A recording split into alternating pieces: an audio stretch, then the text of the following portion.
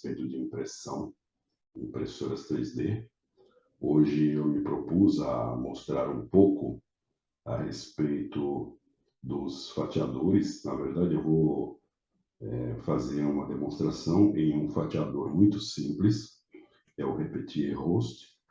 Esse fatiador ele é bem limitado, ele não te dá condições de fazer algumas coisas bem legais, como por exemplo Cura ou Prusa Slicer fazem.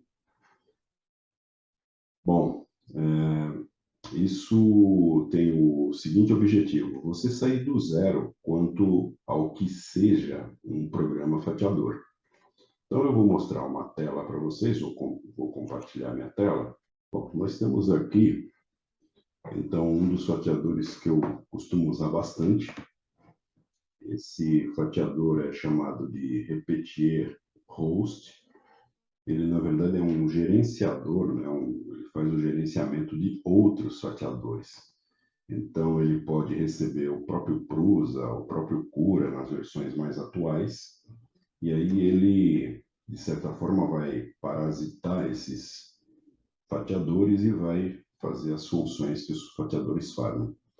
Na sua concepção mais original, ele usa um fatiador chamado Cura 15, que está configurado nele aí para trás, né? Bom, eu tenho uma peça aqui. Essa peça, eu já havia feito uma delas, é uma alidade. Essa pecinha aqui, ó, é uma prancha com duas paredes aqui, com um furo na transversal aqui, atravessando de um lado a outro na mesma altura. Essa peça aqui foi feita em PLA com fibra de carbono. E eu tenho essa peça aqui, ó. Então, ela é uma prancha com duas paredes aqui e os furos aqui representados. Então, quando você abre o fatiador, ele não tem isso aqui. Eu vou trazer de volta aqui, quer ver? Eu vou fazer assim, eu vou apagar ele, ó. E vou trazer ele de volta. Então, eu clico aqui no carregar, escolho aqui uma peça STL. Então, esse STL eu posso obter ele baixando o arquivo no Thingiverse, ou então eu posso criar esse arquivo no AutoCAD ou qualquer programa de CAD, tomando cuidado do seguinte: quando eu der a saída, eu dou a saída em STL, que é essa extensão que está aqui, que é de estereolitografia. Então, a peça ela vem com uma série de triângulos. Muito bem, aí eu abro a peça aqui, você vai perceber que a peça está numa posição que eu poderia imprimir assim mesmo, mas eu não quero fazer dessa forma. Eu vou girar essa peça aqui e vou deixar do jeito que ela estava. Então, tá aí, ok? Eu posso afastar ou aproximar a peça. Aqui eu estou numa máquina que chama 73DBB e ela tem uma mesa de 400 por 400. Então, o fatiador, se a gente for normalmente definir de maneira geral, ele é um programa de pós-processamento. É como se fosse um CAM, já com a tua máquina definida nele. Então, eu defino a máquina aqui, ó, configuração da impressora. Então, aqui eu tenho uma série de dados aqui que eu posso configurar. Aqui é a velocidade de transmissão de dados para a máquina. Aqui a porta, ela vai buscar uma porta. A impressora em si, eu coloco dados nela aqui, ó, a velocidade, a taxa de movimento 1800. Tem algumas máquinas que vêm com essa taxa muito alta, tá? Aqui está uma taxa razoavelmente boa. A extrusora, o número da extrusora é 1, tem um cooler. A temperatura máxima que eu consigo trabalhar é 280 graus. O diâmetro aqui é importante, tá? Porque às vezes a pessoa faz a mudança do diâmetro do bico, né? O diâmetro do furo do bico é 4 décimos. Às vezes a pessoa trabalha com 6 décimos, obrigatoriamente tem que mudar aqui. Temperatura máxima da mesa 120, temperatura máxima da extrusora 280, tá? Que é o bico aí, né? Volume máximo 12 milímetros cúbicos por segundo. Muito bem. E aí, eu tenho aqui forma da impressora. A minha impressora ela tem o home no 0, né? E o x mínimo, o y mínimo e z mínimo é 0, e o z máximo, o x máximo e o y máximo é 400. A dimensão aqui é 400, ela é uma máquina de 400 por 400 por 400. Deixa eu ver uma coisinha aqui, só um segundinho. E basicamente é isso. Aqui eu tenho o script, que é o código inicial. Eu preciso de um código inicial para ver o que a máquina vai fazer. E eu tenho também um fim de código, um código final. Ok? Ok. Então, isso é como se fosse o setup geral da máquina. Bom, então eu tenho aqui a peça. Tá? Eu pretendo fatiar essa peça. O fatiador, ele vai dividir essa peça inteirinha em camadas, porque a impressora vai imprimir camada por camada. Então, ele vai dar uma passada, vai imprimir uma camada, depois ele sobe um pouquinho o Z, dá outra passada, ok? E isso eu configuro. Bom, então, eu quero fatiar, tá vendo aqui, ó? Fatiar. Eu vou mostrar a configuração para que você tenha mais visão da coisa, né? Mas aqui eu tenho um resumo, tá vendo? Configuração. Então, aqui, no caso do Repetir Host, você tem a impressão e o filamento. Na impressão, eu vou definir velocidade e qualidade, estruturas, extrusão, os G-codes e avançado. Então, eu tenho aqui velocidade e qualidade. Ó, toda velocidade de imprimir 35 a 40 milímetros por segundo. Percorrer é quando ele sai de uma posição, ele vai em volta da peça, faz a geometria da peça 35 a 40. A primeira camada vai imprimir um pouco mais lento, ó, de 25 a 30. O perímetro exterior, que são as paredes, vai percorrer com 35 a 40. Perímetro interior 35 a 40. Eu poderia mudar isso aqui. Preenchimento 35 a 40 e preenchimento da camada externa 35 a 40. Eu poderia mudar tudo isso aqui. Poderia fazer, por exemplo, o preenchimento, o perímetro exterior 45 60, por exemplo. Poderia fazer bem maior. Ó. Perímetro interno 45 60, que é mais ou menos uma velocidade que essas máquinas elas resistem. 40, 50, que é uma velocidade que essas máquinas trabalham normalmente, entendeu? Elas fazem esse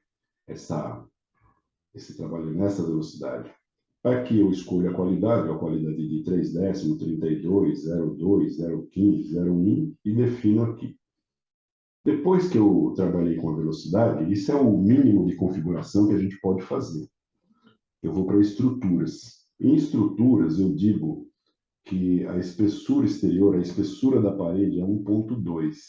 Se eu estou trabalhando com um bico de 0,4, 1,2 ele vai fazer 3 paredes. 3 vezes 0,4 dá 1,2. Espessura superior 1,2, espessura exterior 1,2, inferior e superior 1,2. Sobrepor o enchimento 30%, ou seja, ele vai preencher 30%. Muito bem. Então, agora a gente veio para estruturas. Expliquei a primeira parte e aqui ele vai começar a preencher, então ele vai preencher com uma densidade aí de 30%. Quando eu estou fazendo uma peça, eu tenho que observar se as estruturas dessa peça elas não vão ficar no ar, né? Por exemplo, né, a gente sempre fala isso, o Cristo Redentor com os braços abertos. Quando ele for imprimir o braço do Cristo Redentor, pode ser que, se você não tiver suporte, ele vai soltar o filamento aqui no ar. Então, esse filamento vai virar um espaguete solto aí, e ele vai começar a correr essa distância do braço aqui, sem nenhum suporte embaixo. Então, o suporte é o que vai dar sustentação à impressão desse braço, nesse exemplo que eu estou dando.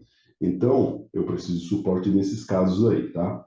Quando você tiver ângulos acima de 50 graus, por exemplo, eu estou com uma peça e ela começa a fazer um braço e ele começa a partir com 50 graus. Né? Ele começa a ter um ângulo mais fechado, ou mais aberto, sei lá se é o termo que eu estou usando está correto. Aí você precisa do suporte. Dependendo de como for esse ângulo, você não precisa. Mas dependendo de como for esse ângulo, né, ele precisa. Porque uma camada vai pegar uma parte da camada de baixo. Então você vai ter uma camada uma parte em cima e uma parte embaixo. Depende um pouco da espessura da camada que você fizer e depende do ângulo, porque se você tiver um ângulo de 60 graus, vai ficar mais para fora. Se for um ângulo de 45, vai ficar mais para dentro.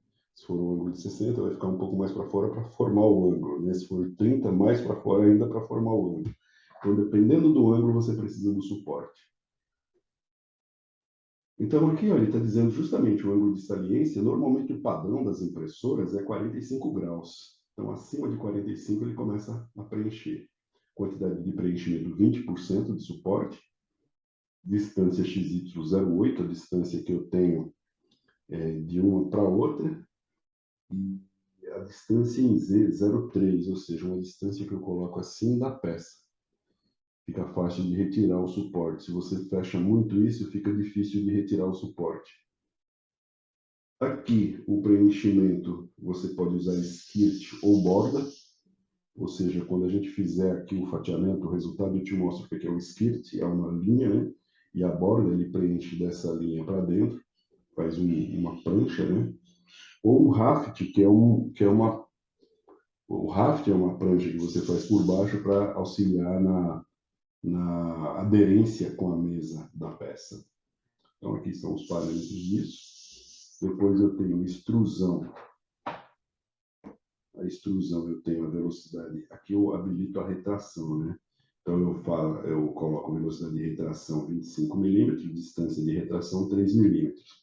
Aqui tem a ver com a sua extrusora. Se a sua extrusora é Bowden, essas distâncias podem ser maiores.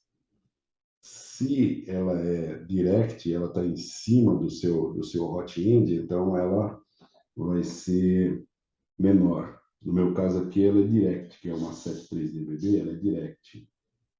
Beleza, deixa eu dar uma pausada aqui para me atender uma coisa aqui. Bom, então, nós falamos aqui da retração, falamos sobre o fato da extrusora ser Bowden ou Direct Drive, que vai influenciar na altura de retração que você coloca aqui. E na sequência aqui a gente tem, se tiver mais que um extrusor, e o resfriamento, né? Quando você tem um ventiladorzinho na frente para resfriar a peça. Então você tem um ventiladorzinho que vai na frente da máquina para resfriar a peça. Você coordena a velocidade de sopro dele, né? E vazão por aqui. Depois eu tenho o G-Code, que é o G-Code inicial e o G-Code final.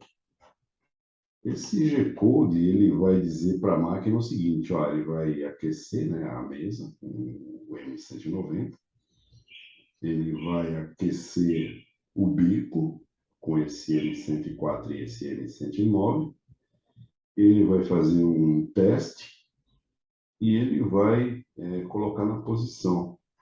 Quando termina, ele sai da posição e vai para essa posição Y250 e X50. Vai para o fundo ali, né? E o avançado tem a ver com esse combine tudo, tipo A e tipo B, que é você fazer uma trajetória em cima, porque ele fica indo e voltando, né? Então tem a ver com isso aí. Então, basicamente é isso. Depois a gente tem o filamento, e no filamento você vê que está definido aqui que é um PLA. Aqui também foi definido PLA e aqui embaixo também foi definido PLA. Aqui embaixo. Eu tenho que o diâmetro do filamento, o diâmetro externo do fio, né, do filamento, é 1,75. Se o filamento é de boa qualidade, você consegue ter uma homogeneidade nessa dimensão.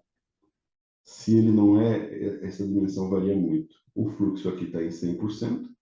Temperatura do PLA, em geral, é 205 graus.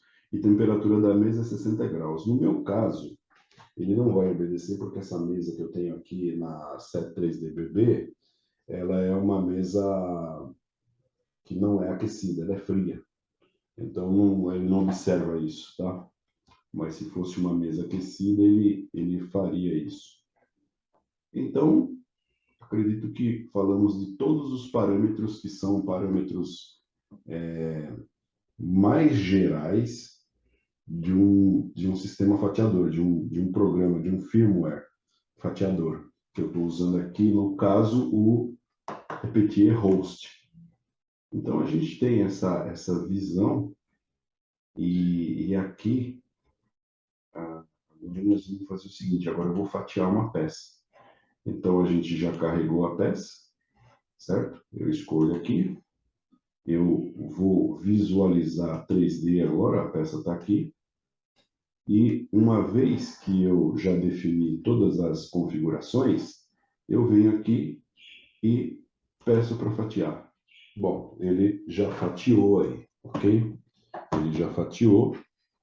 Então, ele está dizendo aqui, ó, que vai dar 2 horas e 40 para fazer essa peça, 2 horas do tempo estimado. Ele fez 59 camadas, quase 60 camadas. Ele tem 14.328 milímetros de filamento necessário. E aqui, ó, eu consigo clicar e ver uma evolução desse fatiamento. Olha como ele vai fazer, ó.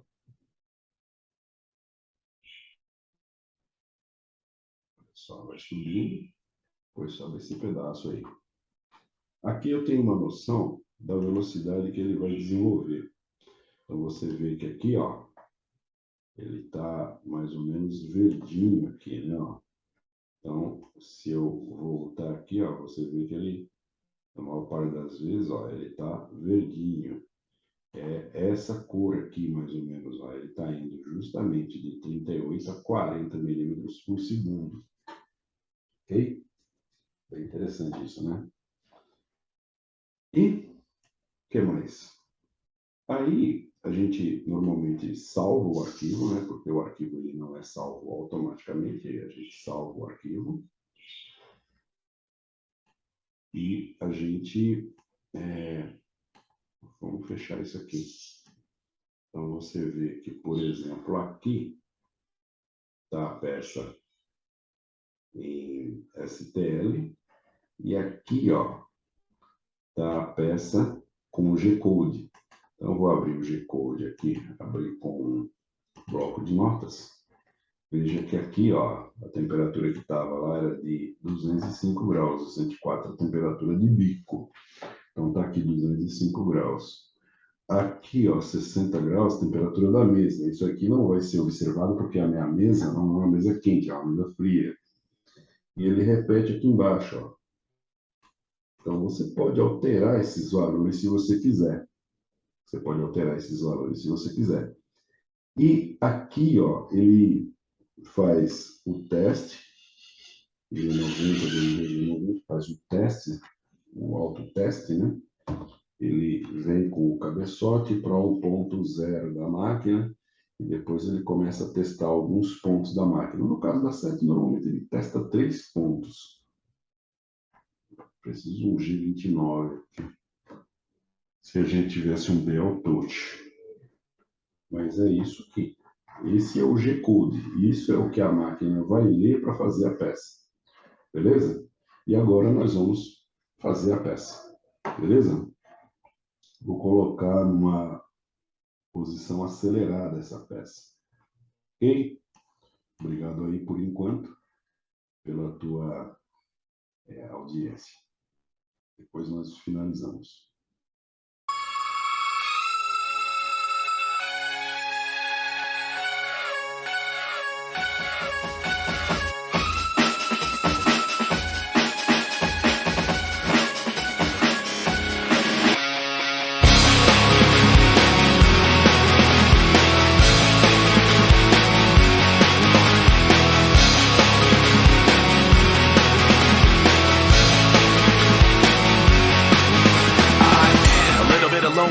A little bit of disregard, handful of complaints, but I can't help the fact that everyone can see these scars. I am what I want you to want, what I want you to feel, but it's like no matter what I do, I can't convince you to just believe this is real. So let go, I'm watching you, turn your back like you always do, face away and pretend that I'm not, but I'll be here cause you're all that I got. I can't feel the way I did before, don't turn your back on me, I won't be ignored, time